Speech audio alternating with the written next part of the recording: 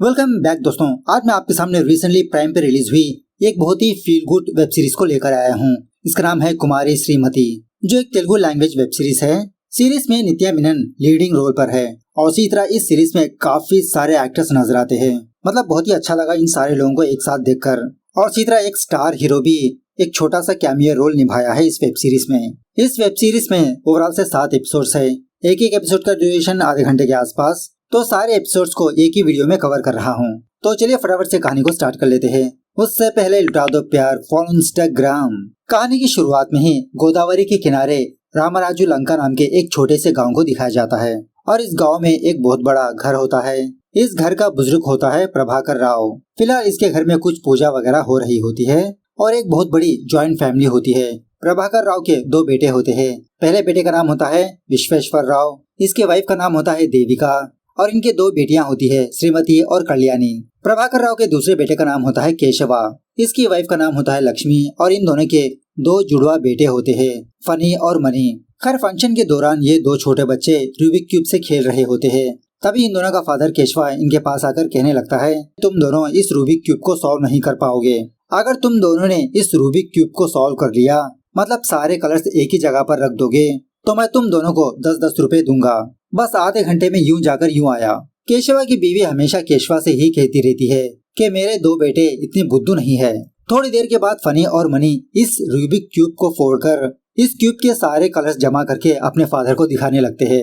यह देखकर केशवा तो शॉक में रह जाता है कि 15 मिनट में तुम दोनों ने ये कैसे सॉल्व कर लिया। अब शर्त आने की वजह से फनी और मनी को 10-10 रुपए दे देता है। दूसरी तरफ प्रभाकर राव के पास इसकी बड़ी पोती श्रीमती आती है। प्रभाकर राव कहने लगता है कि इस घर को मेरे फादर ने बनवाया था।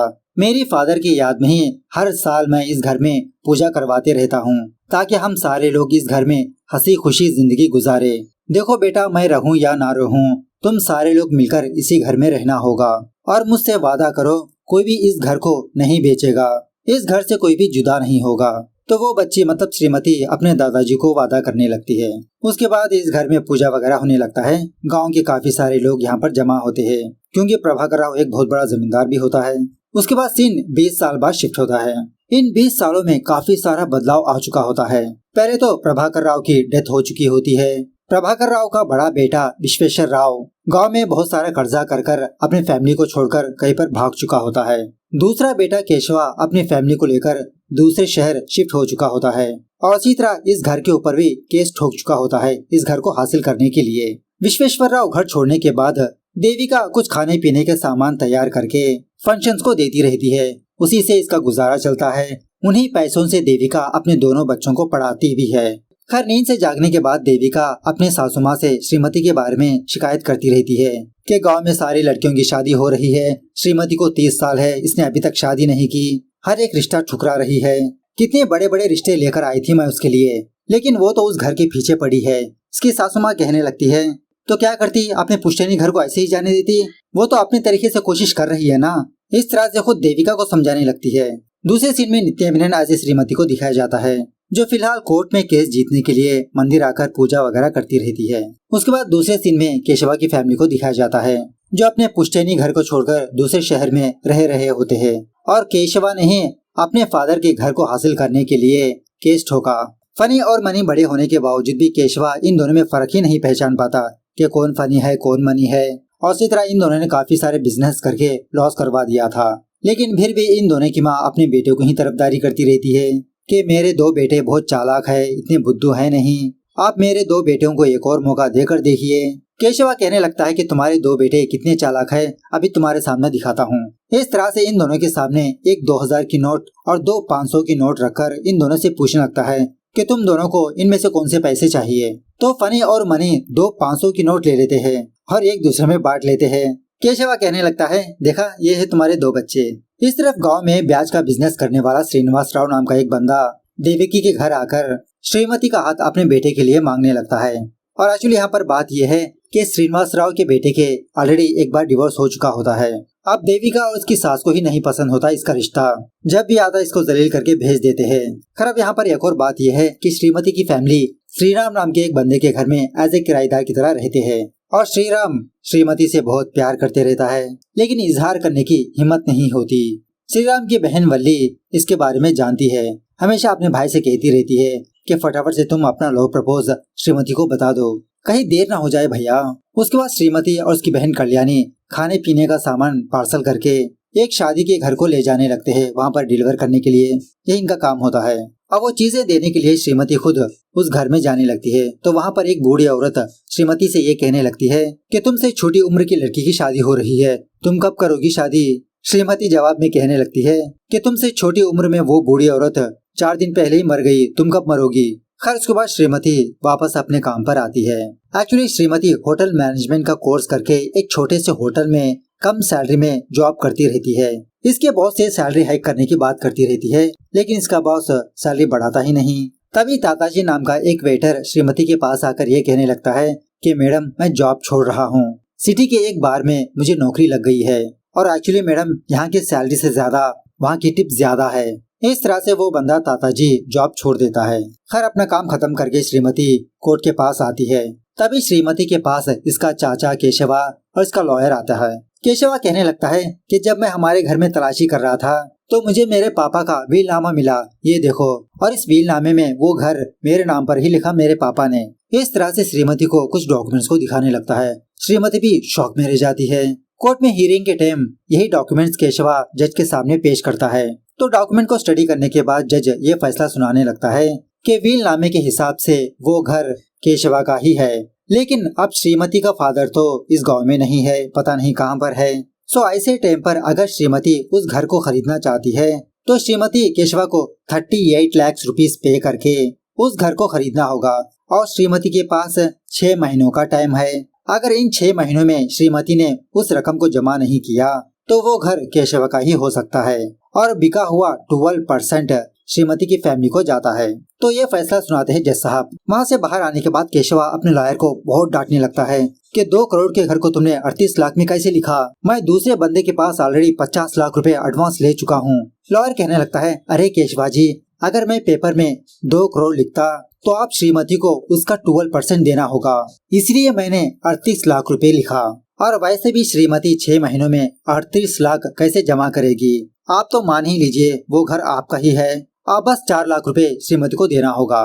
खैर दूसरी तरफ श्रीमती वापस घर आते वक्त इसी के बारे में सोचने लगती है कि 6 महीनों में 38 लाख कैसे जमा करने होंगे।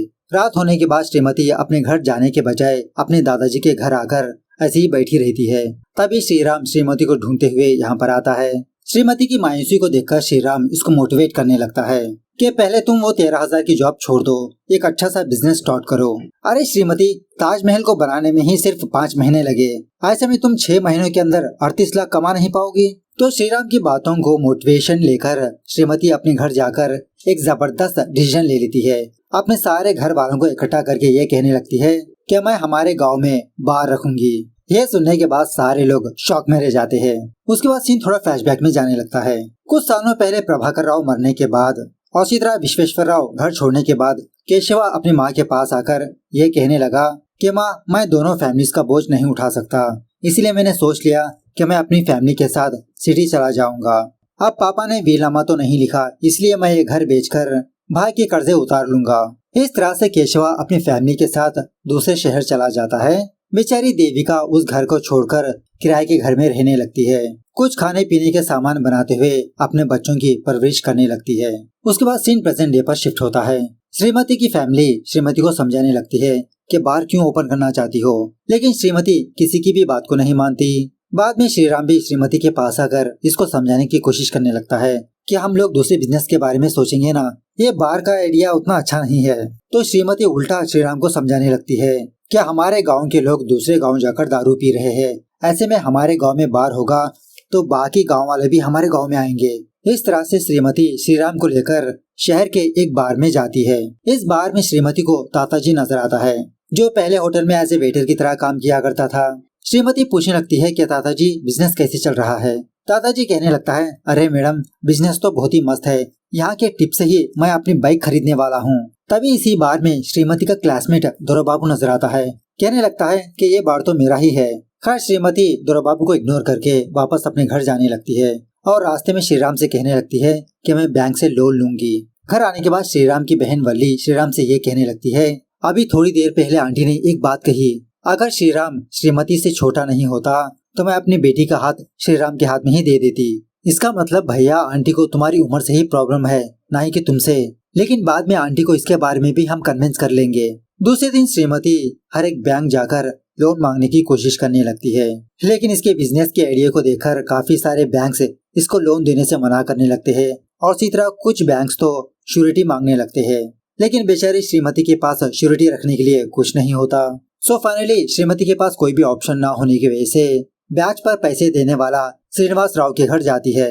श्रीनिवास राव कहने लगता है, अरे बेटा तुमको श्योरिटी रखने की कोई जरूरत नहीं है, तुमको जितना पैसा चाहे मैं दे दूंगा, बस तुम मेरे बेटे से शादी कर लो। लेकिन श्रीमती को इसके बेटे से शादी करना बिल्कुल भी पसंद नहीं होता।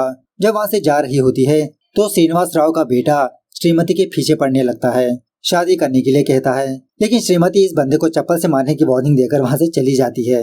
उसके बाद श्रीमती वापस अपने घर आकर अपना सोना मांगने लगती है, कहने लगती है कि मैं उस सोने को गिरवी रखकर पैसे हासिल कर लूंगी, 6 महीनों के बाद वो सोना तुमको लौटा दूंगी और इसी तरह 1 साल के बाद तुम्हारे बताए हुए लड़के से ही मैं शादी कर लूंगी। अब श्रीमती शादी के लिए मान गई। इसी खुशी पर देविका अपना सोना श्रीमती को देने लगती है और इसी तरह कल्याणी भी। उसके बाद सीन थोड़ा फ्लैशबैक में जाने लगता है। जब श्रीमती स्कूल पढ़ा करती थी उस वक्त अभिनव नाम का एक लड़का श्रीमती से बहुत प्यार किया करता था और इसी तरह श्रीमती भी। श्रीमती की माँ देविका को पसंद नहीं था इन दोनों का मिलना और इसी तरह अभिनव की एक विश होती है कि वो पायलट बने। तो अपनी 10वीं खत्म करने के बाद वो दूसरे शहर शिफ्ट हो जाता है। उसके बाद सीन प्रेजेंट डे पर शिफ्ट होता है। देविका अभी से श्रीमती के लिए रिश्ते तलाश करना स्टार्ट कर देती है। श्रीमती ने तो 1 साल के बाद शादी करने का वादा किया था ना। तो ये बात जानने के बाद वल्ली श्रीराम के पास आकर यही बात कहने लगती है कि आंटी श्रीमती के लिए एक से बढ़कर एक रिश्ते ला रही है। फोटो के सामने लड़के का चेहरा, फोटो के पीछे उनकी प्रॉपर्टी। अब तो भी श्रीमती को प्रपोज करो भैया तुम। लेकिन बेचारा श्रीराम प्रपोज करने से डरते रहता है, मतलब यही सोचने लगता है कि श्रीमती इसके बारे में क्या सोचेगी। इसी दरमियान में कल्याणी की मुलाकात संतोष नाम के एक कैमरामैन से होती है। दूसरी तरफ श्रीमती अपने बार का लाइसेंस हासिल करने के लिए एक रजिस्टर ऑफिस जाती है। यहाँ पर एक्चुअली कुछ सीन्स चलते हैं जो बहुत ही फनी होते हैं। उस लेडी ऑफिसर को थोड़ी बहुत रिश्वत देकर ताजमहल बार एंड रेस्टोरेंट के नाम पर लाइसेंस हासिल कर ही लेती है फाइनली। उसके बाद जब श्रीमती वापस बोट के जरिए से अपने घर आ रही होती है तो उसी बोट में एक बंदा श्रीमती को ही ताड़ते रहता है। दिखने में ऐसा लगता है कि ये बंदा शहर से आया है। बोट उतरने के बाद जब श्रीमती इस बंदे को गालियां देने लगती है तब जाके ये बंदा श्रीमती को अपना नाम बताने लगता है। अरे श्री, मैं हूँ अभिनव, तुम्हारा बचपन का क्लासमेट। अब साउथ अफ्रीका के एयरलाइंस में मैं पायलट हूँ। श्रीमती कहने लगती है कि कल हम कॉफी पर मिलेंगे। एक्चुअली अभिनव अपने दादाजी को अपने साथ ले जाने के लिए यहाँ पर आता है, लेकिन इसके दादाजी इसके साथ साउथ अफ्रीका नहीं आना चाहते। तो अभिनव सोच लेता है कि कुछ दिन अभिनव यहीं पर रहकर अपने दादाजी को मनवा लेगा। इसके दादाजी अभिनव से इसके गर्लफ्रेंड्स के बारे में पूछने लगते हैं। अभिनव कहने लगता है, हाँ मेरी 2 गर्लफ्रेंड्स थी लेकिन सेट नहीं हुआ। दूसरी तरफ उसी रात श्रीमती किसी अनजान बंदे से फोन में बात कर रही होती है कि तुम घर के बाहर रहो, मैं आ रही हूँ। श्रीमती की फैमिली श्रीमती की बातें सुन लेती है कि इतनी रात को श्रीमती आखिरकार किससे बात कर रही है। उसके बाद श्रीमती चोरी चुपके अपने घर से बाहर जाकर किसी बंदे के बाइक में बैठकर वहाँ से चली जाती है। श्रीमती की फैमिली यही सोचने लगती है कि आखिरकार श्रीमती का बॉयफ्रेंड वो कौन है। अगर हमें बता देती तो उसकी शादी करवा देते, इतना चुप चुप के मिलने की क्या जरूरत है। दूसरी तरफ एक्चुअली श्रीमती एक पियक्कड़ बंदे के साथ एक कब्रिस्तान पर आती है, क्योंकि इस गांव के सारे मर्द इसी कब्रिस्तान में बैठकर दारू पीते रहते हैं। श्रीमती सारे लोगों को इकट्ठा करके यही कहने लगती है कि मैं हमारे गांव में एक बार ओपन करना चाहती हूँ। आप लोगों को कैसी कैसी फैसिलिटीज चाहिए, कौन सी टाइप की दारू चाहिए। इस तरह से उन सारे लोगों को समझाकर श्रीमती दोबारा उसी पियक्कड़ बंदे के साथ अपने घर वापस आती है। अब श्रीमती के फैमिली वाले श्रीमती का इंतजार करते रहते हैं। उस पियक्कड़ बंदे को देखकर ये तीनों शॉक में रह जाते हैं। कल्याणी, उसकी माँ, उसकी दादी। श्रीमती की माँ तो भाई साहब अलग ही लेवल में इमेजिनेशन करने लगती है कि अगर श्रीमती की शादी उस पियक्कड़ बंदे से हो जाएगी तो शादी के टाइम क्या होगा। दूध के बजाय वो दारू पिएगा। छी छी छी छी, श्रीमती को ऐसा ही लड़का मिला। खैर दूसरे दिन श्रीमती अभिनव से मिलने के लिए जाती है तो अभिनव अपने बारे में बताने लगता है कि मैं अपने दादाजी को वापस ले जाने के लिए यहाँ पर आया हूँ, लेकिन मेरे दादाजी नहीं मान रहे। तुम बताओ आजकल क्या कर रही हो, तुम्हारी शादी हो गई। श्रीमती अपनी भी कहानी बताने लगती है कि इसने अभी तक शादी नहीं की और यह कुछ दिनों बाद बार एंड रेस्टोरेंट ओपन करने वाली है। दूसरी तरफ वो बंदा जिसने केशव को एडवांस पर पैसे दिया होता है वो केशव के पास आकर घर के बारे में पूछते रहता है मतलब श्रीमती बार ओपन करने का सोच रही है, वो घर तो तुम्हारे हाथ से जाएगा, तो मेरा एडवांस मुझे वापस दे दो। लेकिन केशवा इस बंदे को समझाते रहता है। दूसरी तरफ श्रीमती एक अंडर कंस्ट्रक्शन बिल्डिंग को सेलेक्ट कर लेती है, यहाँ पर ये अपना बार बनाएगी, तो लाइसेंस और प्लेस दोनों सेट हो जाते हैं। इस तरफ केशवा की बीवी दोबारा केशवा के पास आकर यही कहने लगती है कि हमारे बच्चे एक और बिजनेस स्टार्ट करना चाहते हैं। अरे इतना बुद्धि भी नहीं है हमारे बच्चे। तो केशवा अपने बच्चों के साथ वही गेम खेलने लगता है। मतलब इन दोनों के सामने एक 2000 की नोट और दो 500 की नोट रखता है। पूछने लगता है कि इनमें से तुम कौन से पैसे लोगे। तो फनी और मनी 500 रुपए की नोट्स लेते हैं, 2000 की नोट वहीं पर छोड़कर। खैर दूसरे दिन फनी और मनी श्रीमती के आइडिया को ही फॉलो करने लगते हैं। मतलब ये दोनों भी सोच लेते हैं कि ये दोनों भी अपने गांव में बार को ओपन करेंगे, लाइसेंस के लिए अप्लाई करते हैं। अब इस बार के कामों में श्रीमती की हेल्प अभिनव करते रहता है। अभिनव पूछने लगता है क्यों तुमने अपने बार का नाम ताजमहल बार एंड रेस्टोरेंट रखा। श्रीमती कहने लगती है कि मुझे उस रात श्रीराम की बातें बहुत मोटिवेट किया कि ताजमहल को बनाने में ही सिर्फ 5 महीने लगे, इसलिए मैंने अपने बार का नाम ताजमहल रखा। अभिनव कहने लगता है कि ताजमहल को बनाने में 5 महीने नहीं बल्कि कई साल लगे थे। उसके बाद सीन दोबारा थोड़ा फ्लैशबैक में जाने लगता है। जब श्रीमती होटल मैनेजमेंट का कोर्स कर रही थी, उस वक्त इसका क्लासमेट दौरा बाबू ही एज ए सीनियर की तरह श्रीमती को रैगिंग कर रहा था। तो इसी हाय हेलो के बीच श्रीमती और दौरा बाबू के बीच थोड़ी दोस्ती हो गई थी और फिलहाल दौरा बाबू के 4 बार्स होते हैं। प्रेजेंट डे पर जब श्रीमती और अभिनव वापस अपने गांव आ रहे होते हैं बोट के जरिए से, उसी बोट में इन दोनों का मैथ्स टीचर नजर आता है। वो मैथ्स टीचर इन दोनों को पहचान लेता है। अभिनव कहने लगता है कि मास्टर जी मैं तो पायलट हूँ, बस अपने दादाजी को ले जाने के लिए यहाँ पर आया। जब श्रीमती से पूछने लगता है, श्रीमती कहने लगती है कि मास्टर जी मैं तो बार ओपन करना चाहती हूँ। यह सुनने के बाद इनका मास्टर जी शॉक में रह जाता है। छी छी छी, ये क्या बिजनेस है। अभिनव कहने लगता है इसमें क्या बुराई है मास्टर जी, ये भी तो एक बिजनेस है। उसके बाद अभिनव श्रीमती को लेकर एक बंदे के पास जाता है, मतलब बार ओपन करने में मदद मांगने के लिए। वो बंदा श्रीमती से कहने लगता है क्या तुम मूवीज देखती हो। श्रीमती कहने लगती है हाँ, सिर्फ नानी के ही मूवीज देखती हूँ। वो बंदा कहने लगता है ठीक है, नानी के 5 नाम बताओ। इस तरह से श्रीमती बताने पर उस मूवीज के नाम एक चिट्ठी पर लिखकर नीचे फेंकता है और कहने लगता है कि इनमें से सिर्फ जेंटलमैन मूवी का ही चिट्ठी निकालो। श्रीमती कहने लगती है ऐसे कैसे पॉसिबल हो सकता है, इनमें से किसी भी मूवी का नाम आ सकता है। वो बंदा कहने लगता है हाँ तुमने सही कहा, बार का लाइसेंस भी इसी तरीके से आता है। लाइसेंस के लिए अप्लाई करते हैं, उसके बाद वो सारे एप्लीकेशंस चिट्ठी बनाकर डालते हैं। कौन लकी विनर होता है उसी को लाइसेंस मिलता है, वही बार ओपन कर सकता है। सो ये मेथड सुनने के बाद श्रीमती बहुत डिसअपॉइंट हो जाती है। मतलब ये तो लक का खेल है, लेकिन फिर भी हिम्मत जुटाकर 1 लाख रुपए पे करके एप्लीकेशन डाल ही देती है। उसी क्यू में इन दोनों को एक औरत नजर आती है और इस औरत ने अपने फैमिली मेंबर्स के चारों के नाम पर एप्लीकेशन डाला होता है और वो भी 4 लाख रुपए पे करके।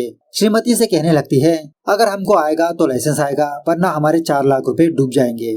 दूसरी तरफ श्रीमती की फैमिली श्रीमती और अभिनव के बारे में ही बात करते रहते हैं कि अभिनव अच्छा खासा जॉब वाला है, अगर इन दोनों की शादी हो जाएगी तो श्रीमती की लाइफ सेटल हो जाएगी। तो इनकी बातें वल्ली सुनकर अपने भाई के पास आकर सुनाने लगती है कि श्रीमती की फैमिली वाले श्रीमती की शादी अभिनव से करना चाहते हैं। अरे भाई तुम जल्दी कुछ न कुछ करो, वरना श्रीमती तुम्हारे हाथ से जाएगी। अभी से वो दोनों अच्छा खासा घूम रहे हैं। यह सुनने के बाद बेचारा श्रीराम थोड़ा डिसअपॉइंट होने लगता है। खैर फाइनली वो लकी ड्रॉ का दिन आ ही जाता है। जिन जिन लोगों ने लाइसेंस के लिए अप्लाई किया था वो सारे लोग जमा होते हैं, लेकिन शॉकिंग बात यह है कि लाइसेंस बेचारी श्रीमती को नहीं मिलता। जिस औरत ने 4 एप्लीकेशंस को डाला था ना, उस औरत को मिलता है। श्रीमती बहुत रोने लगती है। अभिनव दूसरी तरफ जब श्रीमती की बात केशवा को पता चलती है कि श्रीमती को बार का लाइसेंस नहीं मिला, तो ये बहुत खुश होने लगता है। उसी तरह बाद में केशवा को यह बात पता चलती है कि इसके दोनों बेटों ने भी लाइसेंस के लिए अप्लाई किया था, इसके भी 1 लाख रुपए गए। दूसरी तरफ श्रीमती और अभिनव उस औरत के घर जाते हैं जिस औरत को बार का लाइसेंस मिला। इस औरत से रिक्वेस्ट करके लाइसेंस अपने नाम करवाने के लिए, लेकिन बाद में पता चलता है कि ये औरत और कोई नहीं दौरा बाबू की माँ होती है। बाद में दौरा बाबू श्रीमती से कहने लगता है अरे श्रीमती, अब बहुत सारे रूल्स बदल चुके हैं। पहले वो रूल था कि लाइसेंस को दूसरे नाम पर कर दे, लेकिन अब सिर्फ लाइसेंस फैमिली वालों पर ही ट्रांसफर हो सकता है, ना कि दूसरे लोगों पर। देखो श्रीमती, मेरे घर वाले मेरे लिए लड़की ढूंढ रहे हैं, अगर तुम मुझसे शादी कर लोगी तो मेरी वाइफ बन जाओगी, वो बार तुम्हारा है, तुम रन कर लो। लेकिन ये बात सुनने के बाद श्रीमती को बहुत गुस्सा आता है दौरा बाबू को लान तान करके वहाँ से चली जाती है। दूसरे दिन सुबह सवेरे खुद दौरा बाबू श्रीमती के घर आकर इसे माफी मांगने लगता है कि मुझे कल ऐसा तुमसे बात नहीं करना चाहिए था। तुम फिक्र मत करो, लाइसेंस मेरे माँ के नाम पर ही होगा, लेकिन तुम रन करोगी, तुम वो बार ले लो। ये सुनने के बाद श्रीमती और उसकी फैमिली वाले बहुत खुश होने लगते हैं कि फाइनली श्रीमती को बार मिल गया। जब ये बात इसके चाचा को पता चलती है, ये तो शौक में रह जाता है। उसके बाद श्रीमती उस पुराने बिल्डिंग को अच्छे से रिमॉडल करवाने लगती है। श्रीमती के साथ साथ इसकी पुरानी कुलीग भी इसके साथ शामिल हो जाती है, जो पहले इसके साथ पहले होटल में काम किया करती थी। इस तरह से फाइनली सारे काम खत्म करके श्रीमती इस बार को बहुत ही अच्छा बना देती है। मतलब इसका इंटीरियर बहुत ही खूबसूरत होता है, देखने वालों को बिल्कुल भी नहीं लगता कि ये बार है। जब बार का ओपनिंग डे होता है, उसी वक्त एक्साइज डिपार्टमेंट वाले इस बार को सील लगा देते हैं। ऑफिसर कहने लगता है कि इस एरिया में बार रखना नॉट अलाउड। अगर आप ज्यादा जानकारी हासिल करना चाहते हो तो गाड़ी में हमारे सर बैठे हैं, जाकर बात कर लीजिए। तो श्रीमती उस ऑफिसर के पास जाने पर उसका चेहरा देखकर श्रीमती शॉक में रह जाती है। इस ऑफिसर का नाम होता है श्रीनिवास। उसके बाद सीन थोड़ा फ्लैशबैक में जाने लगता है। एक्चुअली कुछ महीनों पहले श्रीनिवास और उसकी फैमिली वाले श्रीमती को देखने के लिए इसके घर आए थे, लेकिन श्रीमती तो अपने पुश्तैनी घर के केस में बहुत बिजी थी। इसने ठान लिया था कि जब तक वो केस सॉल्व नहीं होगा ये शादी नहीं करेगी। इसी वजह से श्रीनिवास को रिजेक्ट कर देती है। खैर प्रेजेंट डे पर श्रीमती श्रीनिवास के पास जाकर यही बात कहने लगती है कि मैंने आपको शादी से रिजेक्ट किया, इसका बदला ले रहे हो आप मुझसे। श्रीनिवास कहने लगता है कि वो बार तो आपके नाम पर भी नहीं है, ऐसे में मुझे कैसा पता चलेगा कि वो बार आपका है, और वैसे भी किसी ने हम लोगों को कंप्लेंट दिया था, इसलिए हम लोगों ने चेकिंग करने के लिए वहाँ पर आए। रूल ये है कि हाईवे के 500 मीटर के आसपास बार नहीं होना चाहिए, और इन द फ्यूचर वहाँ पर एक हाईवे बनने वाला है। श्रीमती पूछने लगती है कि जब मैं एप्लीकेशन डाल रही थी उस वक्त आपके रूल्स कहाँ पर गए थे। श्रीनिवास कहने लगता है वो सब कुछ तो मुझे नहीं पता, आपका बार हाईवे के आसपास है। और उसी तरह श्रीनिवास रिश्वत भी नहीं लेता। बेचारी श्रीमती मायूस होकर वहाँ से चली जाती है। हर रोज श्रीमती और अभिनव को मिलता हुआ देख बेचारा श्रीराम बहुत दुखी होने लगता है। घर आने के बाद श्रीमती अपने फैमिली वालों से यही बात बताने लगती है कि बड़े आए रूल्स बात करने वाले, बार हाईवे के 500 मीटर के आसपास नहीं होना चाहिए। ये बात जानने के बाद श्रीराम टेप लेकर हाईवे टू बार मेजर करने लगता है, तो 410 का मेजरमेंट आता है। तभी श्रीराम को एक जबरदस्त आइडिया आता है। श्रीराम सारे बार का मेजरमेंट लेकर श्रीमती से ये कहने लगता है कि अगर हम बार के इर्द गिर्द क्यूब बनाए तो हाईवे से बार 500 मीटर के ऊपर ही आता है। यह सुनने के बाद श्रीमती बहुत खुश होकर श्रीराम को पप्पी भी करने लगती है। उसके बाद क्या था, उसी दिन से श्रीमती कस्टमर्स के लिए क्यूब बनाने का काम स्टार्ट करने लगती है। मतलब ये लोग क्यों ऐसा बनाते हैं कि मेन डोर से स्टार्ट करते हुए गोल गोल घूमकर दोबारा मेन डोर पर आए। दूसरी तरफ अभिनव ये ठान लेता है कि ये अपने दादाजी के साथ इसी गांव में रह लेगा, क्योंकि इसके दादाजी इसके साथ साउथ अफ्रीका नहीं आना चाहते, और ऊपर से अभिनव श्रीमती से भी प्यार करते रहता है। खैर बार के सारे काम खत्म करने के बाद श्रीमती अपने पुराने होटल के ओनर से ही रिबन कटिंग करवाती है। अब बार में पहला दिन होने की वजह से श्रीमती जबरदस्त तरीके से ऑफर रखती है। इस गांव के काफी सारे लोग इस बार आने लगते हैं, लोगों से सारा बार भर जाता है। और द सेम टाइम अभिनव श्रीमती के पास आकर यही कहने लगता है कि मैंने सोच लिया कि मैं यहीं पर रह लूंगा अपने दादाजी की केयरिंग करते हुए। ये सुनने के बाद श्रीमती भी बहुत खुश होने लगती है कि अभिनव इसके लिए यहीं पर रुकने का डिसाइड कर लिया। खैर एक दिन श्रीराम लव लेटर लिखकर श्रीमती को देने की कोशिश करने लगता है।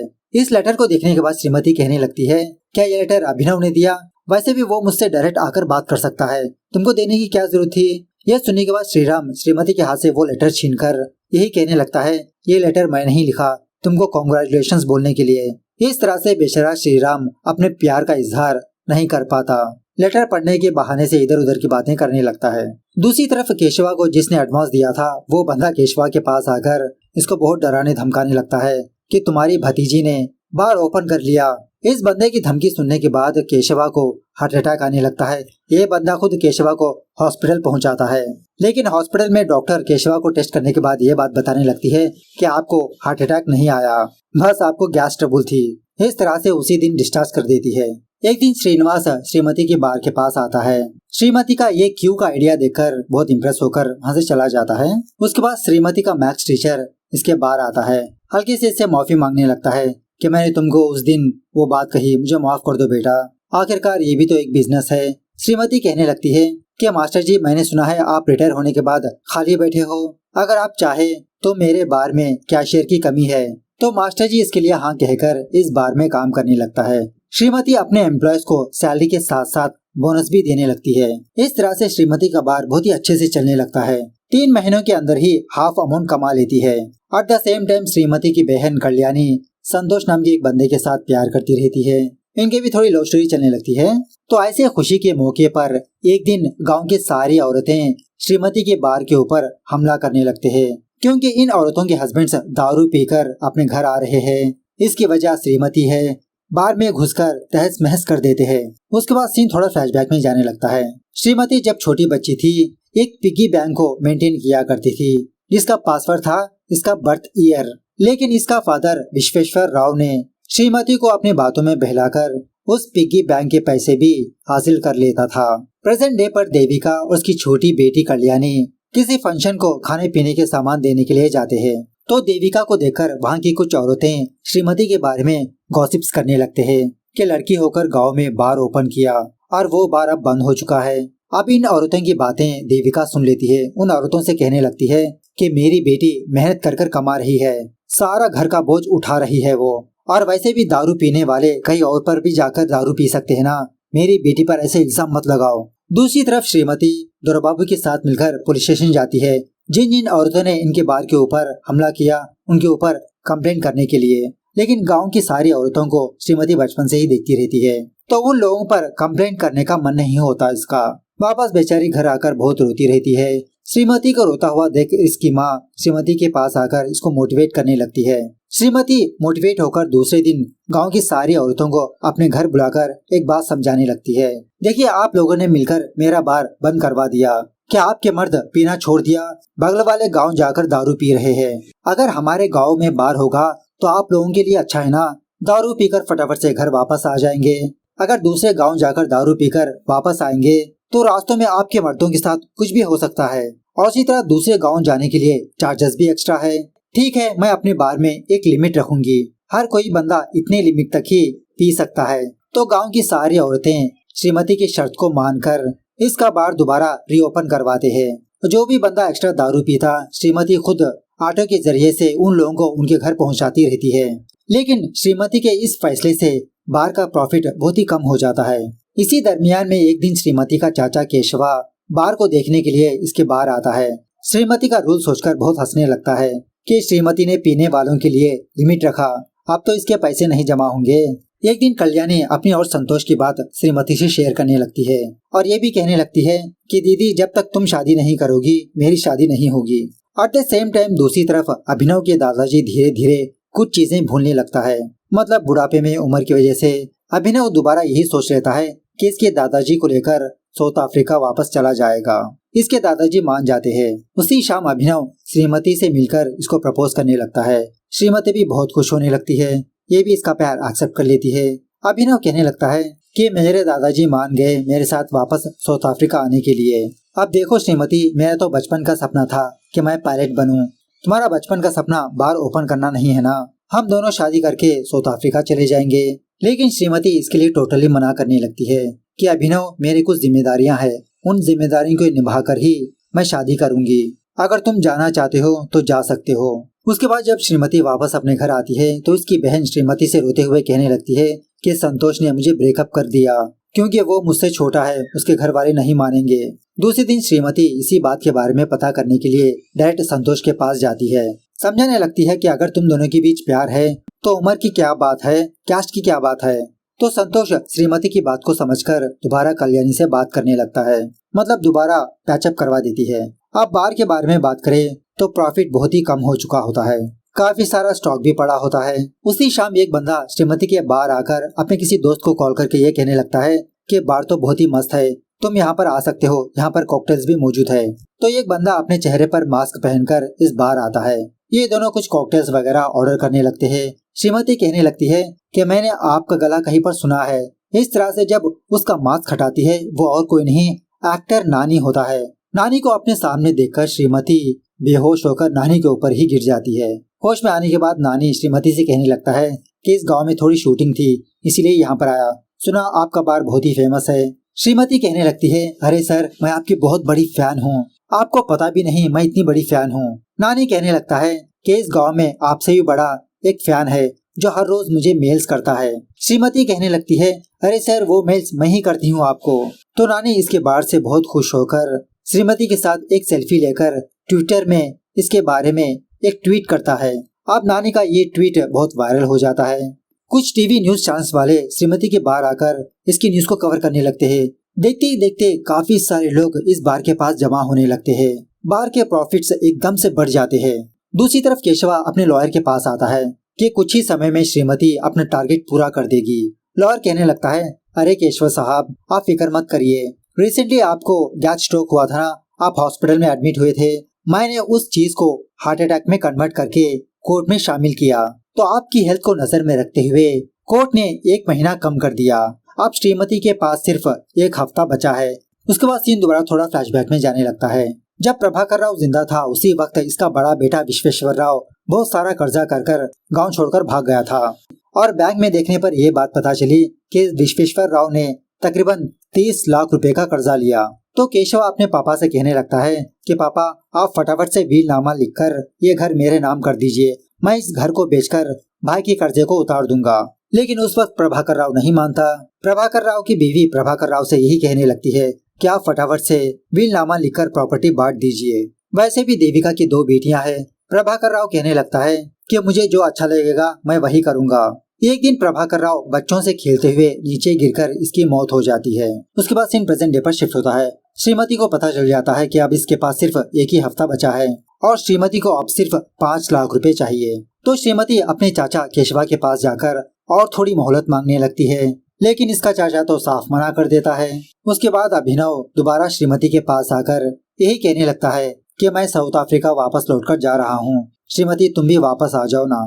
श्रीमती कहने लगती है कि अभी हर एक के अपने अपने प्रायोरिटीज है और मेरे लिए मेरी फैमिली मेन प्रायोरिटी है।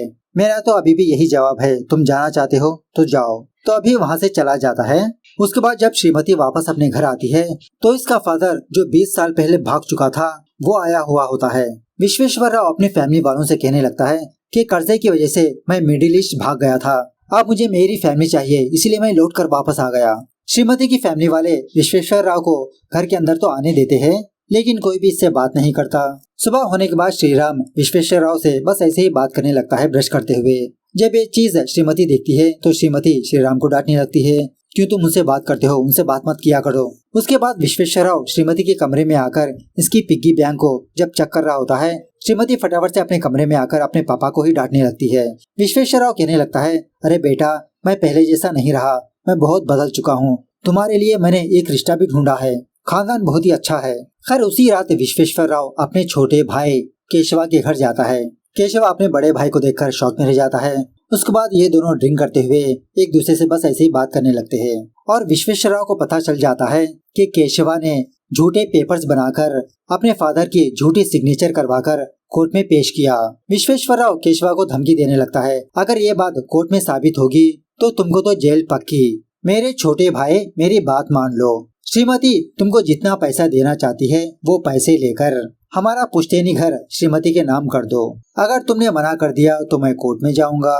तो बेचारा केशवा डर के मारे श्रीमती के बाहर जाकर यही बात कहने लगता है कि बेटा, तुम्हारे पास जितना पैसा है उतना दे दो, बाकी बाद में दे देना। यह सुनने के बाद श्रीमती शॉक में रह जाती है और बहुत भी खुश होती है।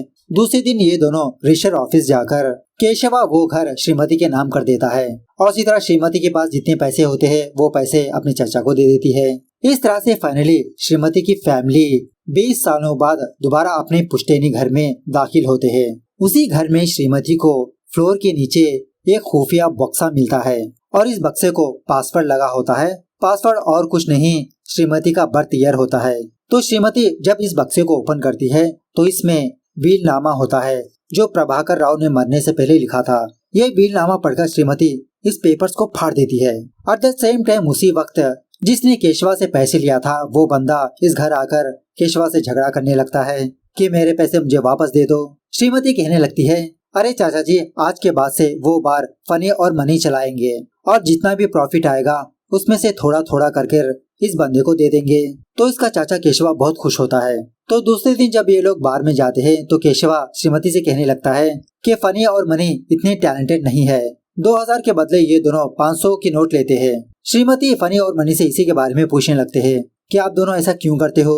फनी और मनी कहने लगते हैं अगर हमने पापा के साथ वो गेम खेलना स्टॉप कर दिया, मतलब हमने 2000 की नोट ले लिया, तो अगली बार हमारे पापा वो गेम नहीं खेलेंगे, हमको पॉकेट मनी नहीं मिलेगी। खैर उसी रात विश्वेश्वरराव को कोई बंदा कॉल करता है, कहने लगता है कि अब तो वो घर तुम्हारी बेटी के नाम हो गया, तुम क्या करोगे। विश्वेश्वरराव कहने लगता है घर मेरे नाम कैसा करना है मुझे अच्छी तरह से पता है, तुम फिक्र मत करो, इसी के लिए तो यहाँ पर आया हूँ मैं। इस तरह से पहला सीजन यहाँ पर खत्म होता है। अब दूसरे सीजन में ये बात पता चलेगी कि विश्वेश्वरराव आखिरकार इस घर को क्यों आया इतने सालों बाद। अभिनव को क्या हुआ, क्या वो वापस लौटकर चला गया, क्या श्रीमती श्रीराम के प्यार को जान पाएगी, आखिरकार किससे शादी करेगी, ये सारी बातें सीजन 2 में ही पता चलेगी। खैर सीरीज कैसे लगी कमेंट करके बताना जरूर। मिलते हैं अगली वीडियो में, तब तक take care, bye bye, see you soon.